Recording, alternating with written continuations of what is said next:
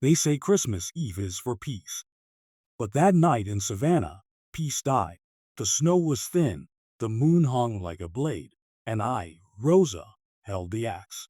They called me slave, sinner, devil's child, but they never saw the scars beneath my dress, nor heard the silence after the screams. Before dawn, 4 white men lay dead, my master and his brothers, blood soaking the pine floor like spilled wine.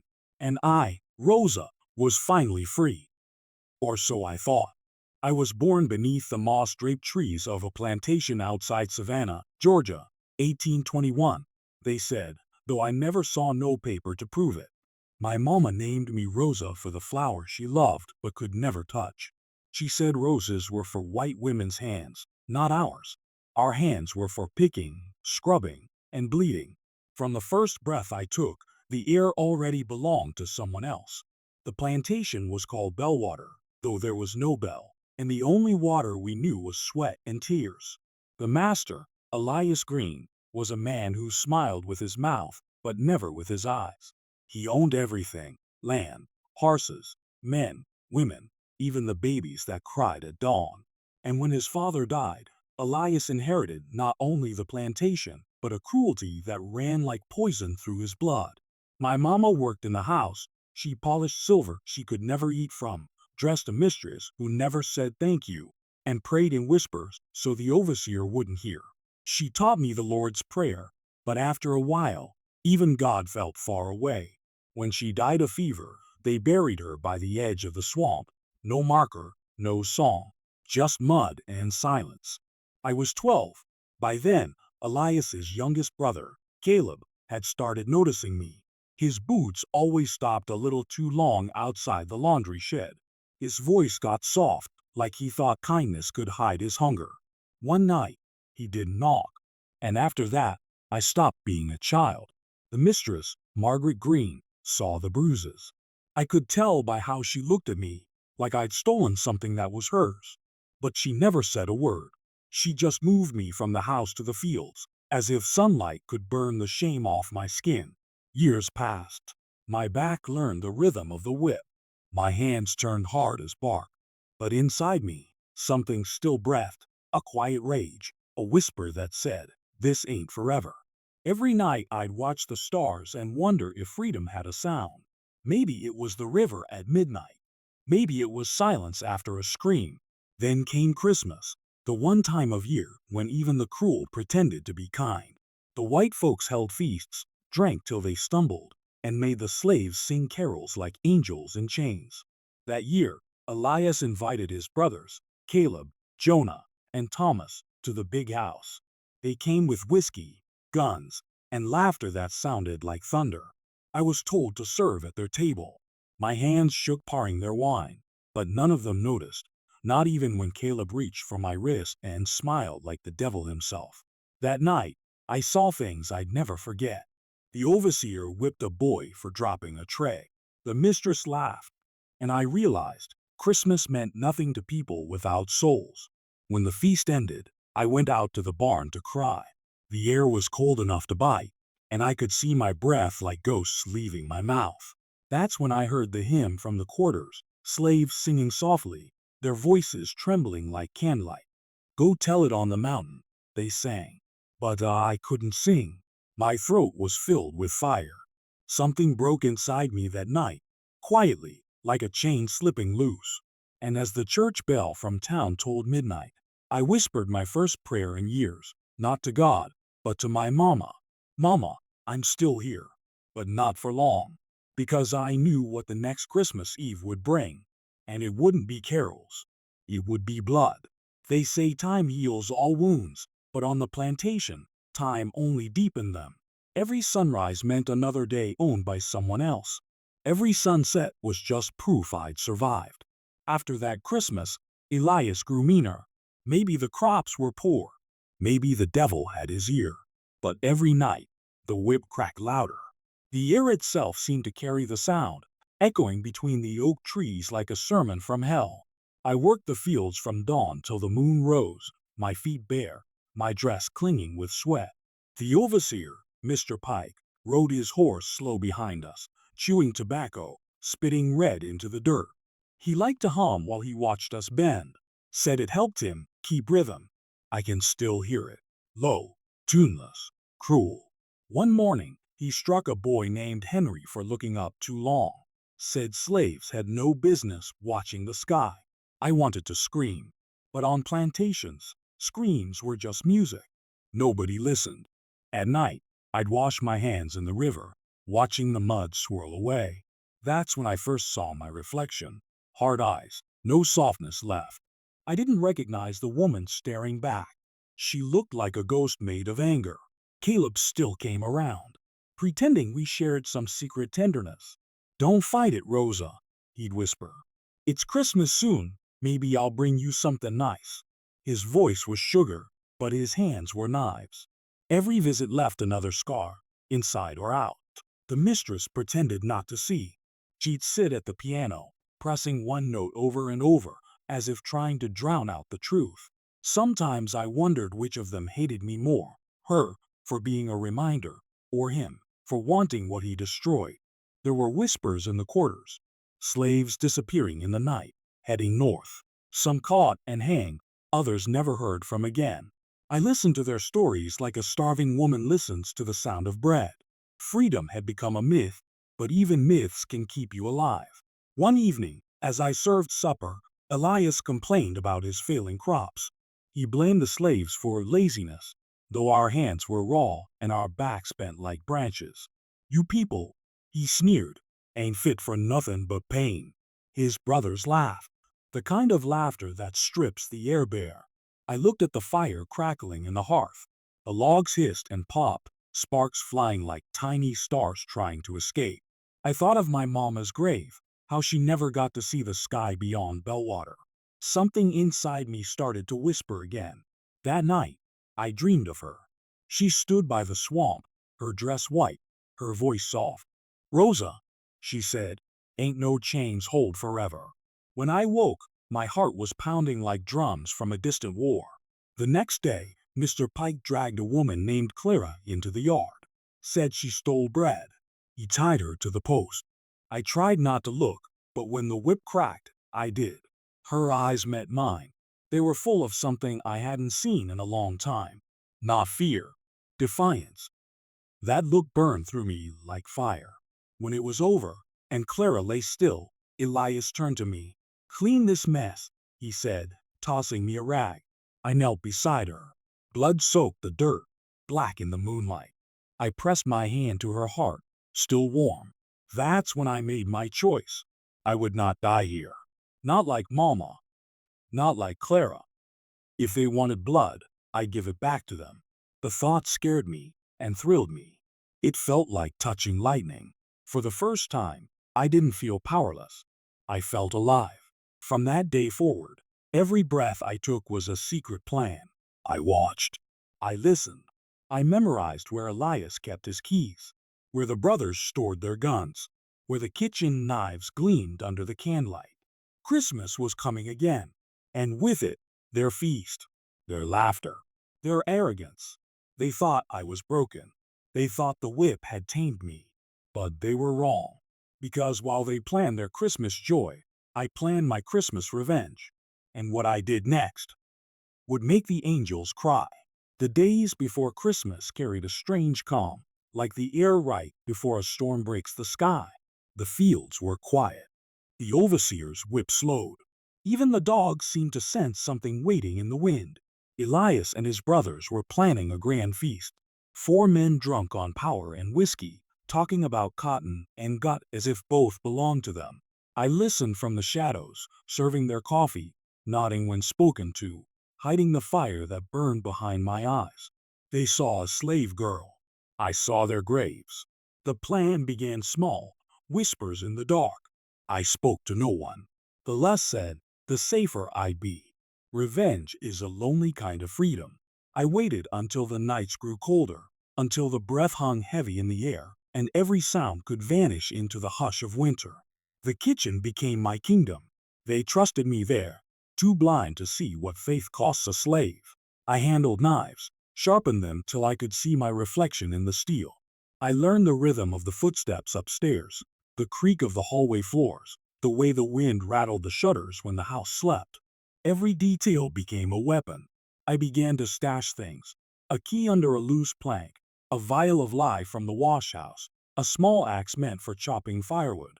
I tested its weight in my hand one night when no one was watching. It felt right. Heavy, honest. A tool of labor turned into justice. Each evening, I looked at the Christmas decorations they hung with laughter. Holly and candles, ribbons and bells. They wanted to make the world pretty to hide the rot underneath. I wanted them to see the truth before the end. The mistress, Margaret, caught me once standing near the hearth, staring at the fire. "You're quiet lately, Rosa," she said. Her voice was soft, but her eyes were sharp. "Don't be foolish enough to think you can run. Where would you go?" I smiled faintly. "Ain't nowhere to run, ma'am," I whispered. "Only up or down." She frowned, not understanding, and she never would. That night, I went to the quarters. The others were singing hymns by candlelight. Their voices rose through the trees, trembling but full of faith. I wanted to join, but the words wouldn't come. The Lord had gone quiet in me. Only my mama's whisper remained. "Ain't no chains hold forever." The next morning, I found the axe again, polished, waiting by the chopping block. I ran my thumb along its edge. It sliced a thin line in my skin, and a drop of blood bloomed like a promise. By Christmas Eve, the house was filled with smells: roast pork, sweet bread, cider spiced with cinnamon, the kind of warmth that meant nothing to people who'd known only cold. I served them as I always did, smiling when told, bowing when ordered. Inside, my heart was steady as thunder. Caleb brushed past me, his hand brushing my arm. He grinned. "You best bring that wine quick, girl. I got something for you after." I met his eyes for the first time in years. "I know," I said, and he laughed, not hearing what I meant. When the clock struck 9, the men moved to the parlor. The fire roared high. Music played. Margaret was upstairs, half drunk, humming to herself. I stood by the door, tray in hand, watching them. Elias poured another drink and said, "To another year of blessings." Blessings. My hands trembled, not from fear, but from the weight of everything I had carried for too long. Mama, Clara, the nameless ones buried without songs. They were all with me now. I stepped out into the cold for one last breath. The stars were hidden behind clouds, the world holding its breath with me. I whispered into the dark. "Mama, guide my hand." When I turned back, the axe was waiting by the woodpile. Inside, their laughter echoed like thunder. Outside, the wind began to howl. And I, Rosa of Savannah, walked back toward the light of that house, knowing that before dawn, everything inside it would burn. Because sometimes the only way to end pain is to become the storm yourself. The night was warm for December, though the wind clawed at the shutters like restless spirits. Inside, the house glowed gold with candlelight, laughter, and the clinking of glass. The smell of roasted meat hung heavy, but to me, it smelled like rot. I stepped through the doorway, tray balanced in my shaking hands.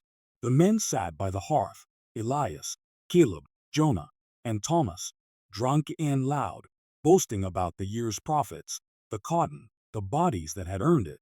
Their words blurred with whiskey, but every syllable landed like a blade. Elias lifted his glass. "To Bellwater," he slurred. "To the Lord's blessings and the loyalty of our people." Our people. I set the tray down. The axe lay just outside the door, hidden behind the curtains.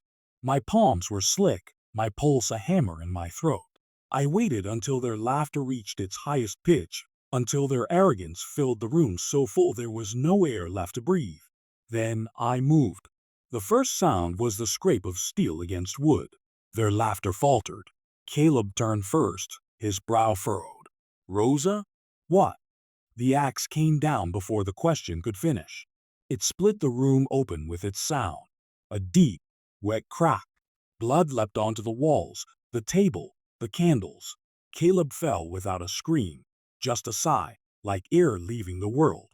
Elias roared, stumbling to his feet, but his drunkenness slowed him. The axe rose again, silver in the firelight. I saw his face twist into something unholy: fear, confusion, rage. He lunged, but I swung with all the years that had been stolen from me. When the blade hit, I felt the jolt run through my bones. Elias fell backward into the hearth, his clothes catching fire. The smell of burning flesh filled the room. The other brothers shouted, chairs crashing, whiskey spilling. One grabbed for a pistol, but his hands were too slow. The axe found him too. It was no longer me moving. It was every ghost of Bellwater, every mother, every son, every scream that had ever echoed through the fields. My arms burned, my vision blurred, my heart beat like thunder. Thomas tried to run, tripping over his brother's body. He made it to the hall before I caught him. The blade struck his shoulder, then his neck. He fell against the wall, leaving a red mark like a signature. When it was done, the house was quiet. Only the fire spoke, crackling and growing, climbing up Elias's burning body, licking the curtains, swallowing the air. I stood in the center of it all, breathless. My dress was soaked with blood, heavy as chains. Margaret appeared at the top of the stairs, her face pale in the firelight. She didn't scream. She just stared, frozen, her hand clutching the banister. "What have you done?" she whispered. I looked up at her. "What you watched them do," I said. For a moment, neither of us moved. The house creaked, the flames danced, and outside, the wind began to howl. Then I turned and walked away. Behind me, glass shattered as the windows broke from heat. The fire roared higher, spilling through the halls, devouring every corner of the world that had ever owned me. Outside, the cold air hit my face like a slap. I ran, past the fields, past the quarters, through the swamp where the trees bent low and the ground sucked at my feet. Behind me, Bellwater burned. The sky glowed red, a false dawn. I didn't know where I was running. Freedom wasn't a place. It was the sound of my heartbeat, the taste of ash, the silence after the screams. When I reached the old riverbank, I dropped to my knees. My reflection stared back. Blood, soot, eyes wild with something I couldn't name. I should have felt fear. I should have felt guilt. But all I felt was stillness. For the first time in my life, no one owned me. The night swallowed Bellwater whole. By morning, there would be nothing left but ashes. But freedom, I learned, is never free. And what came next would make even death tremble. Morning came slow, gray, and cold. The air smelled of smoke, like the whole world had been baptized in ash. I watched the light creep through the cypress trees and felt it sting my eyes. For the first time, the sun rose on a world where my masters no longer breathed. But freedom does not come quietly. By noon, the news had spread across the county. They said the Green brothers were found burned in their own home. One hanged by the rafters, one half turned to coal, another with his head split clean in two. They said the fire had burned so hot the silver melted into the floor. And they said one slave woman was missing. Me. Men came riding from Savannah, sheriffs, bounty hunters, and neighbors with rifles and dogs.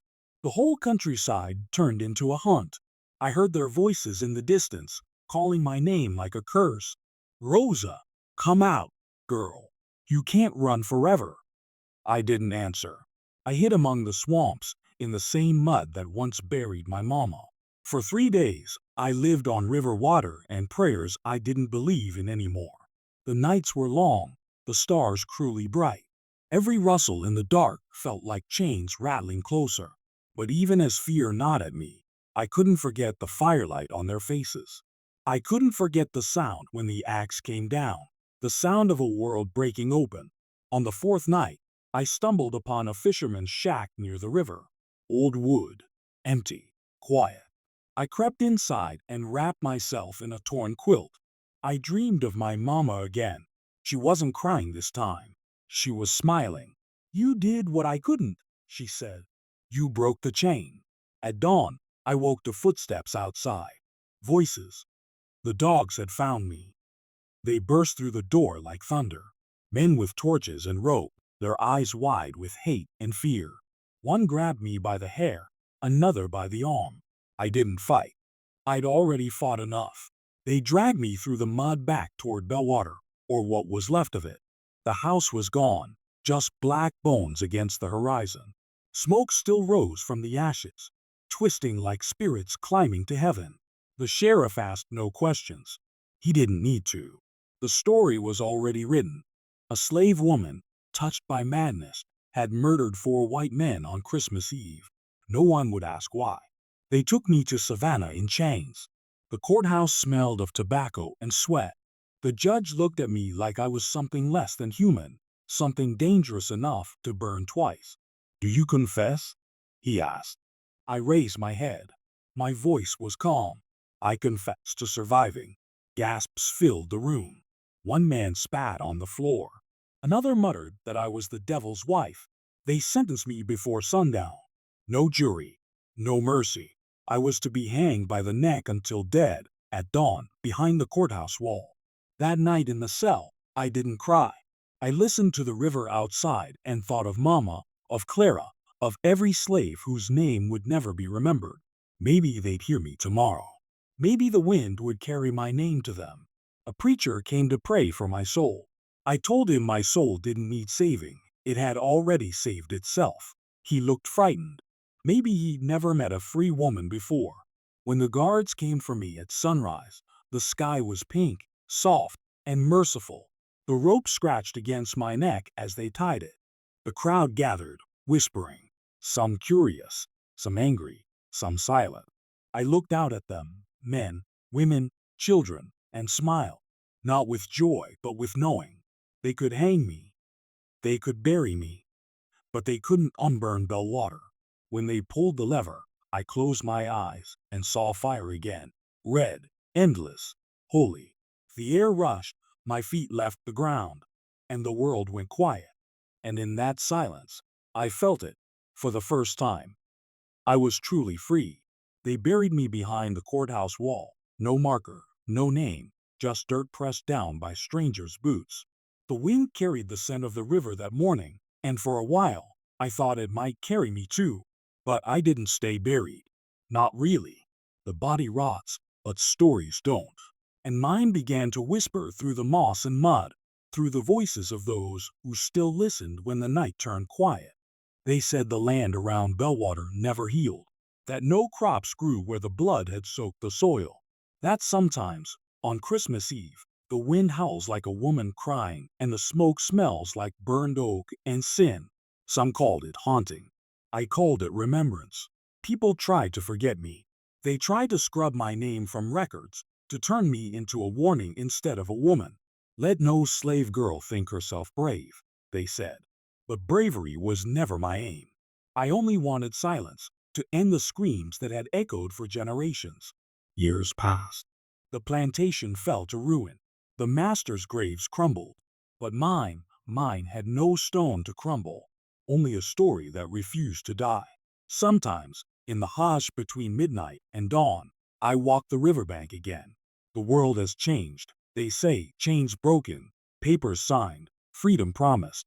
But when I look closer, I still see the same tired eyes, the same bruises under different names. Freedom, it seems, comes and goes like tides. They call me a murderer. Maybe I am. But they never called Elias a monster for what he did. They never named Caleb's sin, or the overseer's laughter, or the silence of the mistress who watched it all. The world is quick to forgive cruelty when it wears fine clothes. But not me. I was born in chains, and I broke them the only way I knew how, with fire and blood and the sound of my own heartbeat. Some say I should have prayed instead. I did pray once, and God was silent. So I became the answer to my own prayer. If I could speak to the living now, I would tell them this. There are moments when the soul must choose between dying quietly or roaring once before it's gone. I chose to roar. They say on cold December nights, if you stand where Bellwater once stood, you can still hear the echo of my axe hitting wood. You can smell the smoke, faint but real. And if you listen harder, you'll hear something else. A woman's voice whispering through the pines. I was Rosa. I was slave. I was fire. Sometimes I wonder if the Lord forgave me. Sometimes I hope he didn't. because forgiveness feels too small for what that night became. My story isn't about grace, it's about reckoning, about what happens when the oppressed finally stop bowing. They tried to bury the truth with me, but truth grows like weeds. It cracks through the ground, no matter how heavy the stone. Children in Savannah still whisper about the girl who burned her master's house to the ground. Some say I was mad, some say I was holy, but none of them say I was weak. And that, to me, is enough. So if you ever find yourself walking through Georgia and you see a shadow by the river, don't be afraid. It's only me, watching, waiting, reminding the world that even the quietest soul can burn bright enough to be remembered. Because in the end, that's all freedom ever is. Not a document, not a law, just the right to breathe, to fight, to exist without chains. And though my body swung from a rope, my spirit still walks free beneath the southern stars. So listen close when the wind moves through the trees. That's me, Rosa of Savannah, still whispering, still haunting, still free.